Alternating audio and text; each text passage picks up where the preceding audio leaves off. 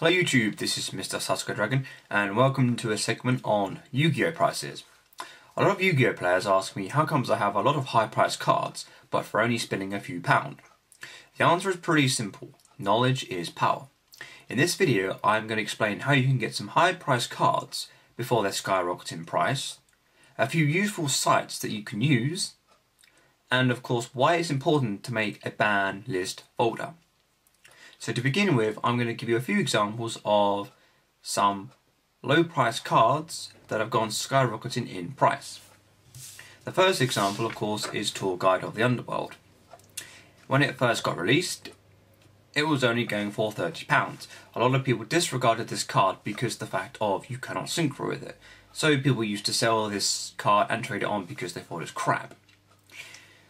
Then it went up to £50 when a few people started to find out that a new type of monster exceeding was coming out, so people put the price up.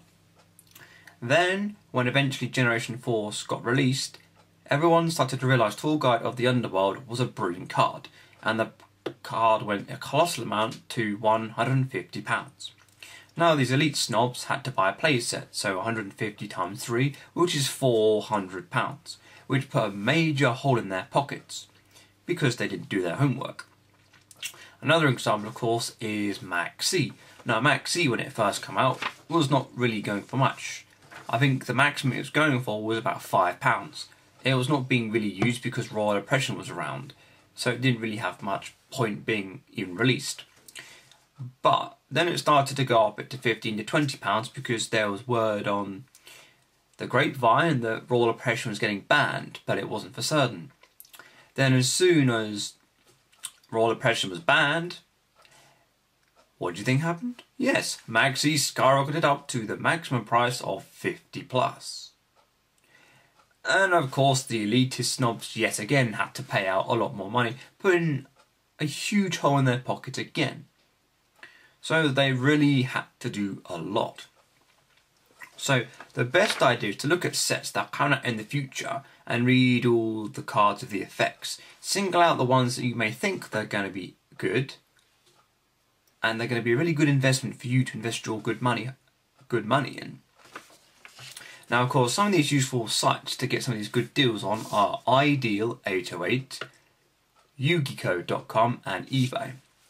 So I'll put the Ideal 808 and the Yugioh in the box below, so you can understand exactly what some of the sites I go to, and eBay is pretty obvious to most people.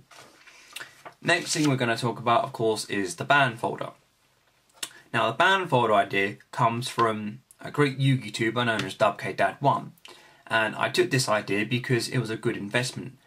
At the moment, every ban card on the ban list is going for absolute pittance. You can pick a few cards up for about 99p to about £5. Absolutely colossal prices going down. So I made most of my ban folder and it cost me just over £10, which is really cheap. So why is it a good idea to make a ban folder? Well, excuse me, the pretty official idea is why is the fact of, let's take Ring of Destruction, right? Ring of Destruction doesn't go for that amount of money at the moment. And as soon as it comes off the ban list, that will skyrocket in price.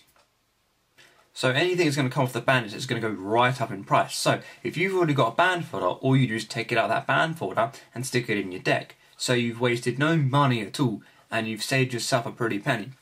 Which is a really good idea in this day and age because a lot of cards will go up in price as soon as they come off the ban list. So you've got to be careful of this. Now, of course, bearing all this in mind, you will actually be able to understand then what cards are good to buy and what cards are not. So I hope this video has helped a few people out there to actually understand about how to predict when Yu-Gi-Oh prices are going up, when Yu-Gi-Oh prices are going down, how to predict what's a good investment and what is not, and the good idea of building a ban list folder. So thank you for watching. This is Mr. Sasuke Dragon and I'm signing out.